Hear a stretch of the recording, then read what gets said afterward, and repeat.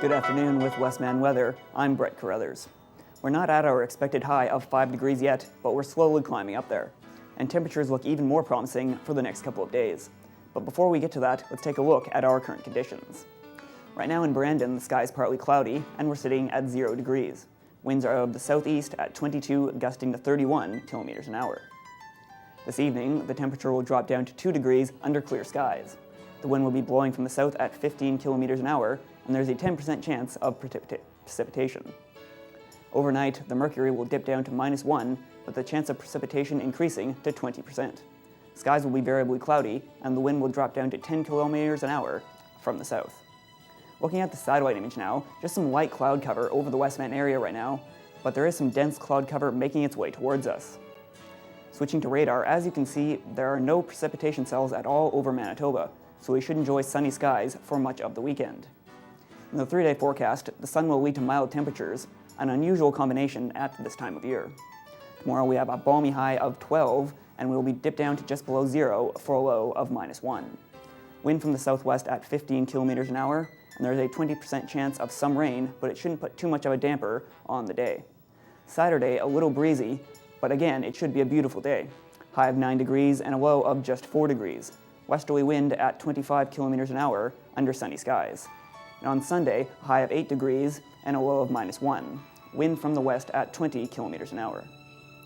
Around the area region at this hour, Winnipeg is -2, Portage is -4, Dauphin is 2, Neepawa and Carberry are both 0, Killarney is 1, and Minnedosa and Virden are also 0. Seasonal norms for this time of year are a high of 3 and a low of -8 degrees. The record high was 18.9 degrees in 1975, and the record low was -21.2 in 1991. Once again in Brandon, it's 0 degrees. Have a great weekend. Megan's up next with sports.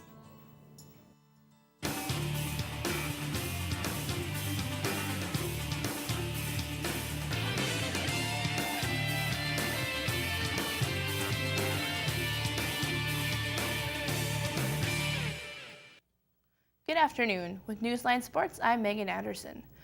Start spreading the news. The Yankees have won their 27th World Series. The cheering went all the way to Tokyo, with Hideki Matsui getting things started with a 2-run homer in the second inning before finishing with 6 RBIs to lead New York to a 7-3 Game 6 victory over Philadelphia. Matsui was named the series MVP. His 6 RBI effort in the finale ties Bobby Richardson's 49-year-old record for RBIs in a series game. Andy Pettitte won the clincher to help the Yankees wrap up a most successful season in their first year at the new $1.5 billion U.S. Yankee Stadium. It's the first World Series for Alex Rodriguez, who already owns 3 American League MVP awards. The lone undefeated team was able to remain perfect last night in the Brandon Sun Westman Super League of Curling. William Lyburn scored 3 in the third end en route to a 6-4 triumph over Blair Goethals. Lyburn leaves the field with a record of 4-0, 1 game ahead of Terry McNamee, Alan Lyburn, and Kelly Robertson.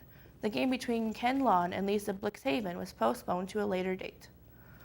Calgary Flames coach Brent Sutter wanted more from captain Jerome Iginla, and he got it.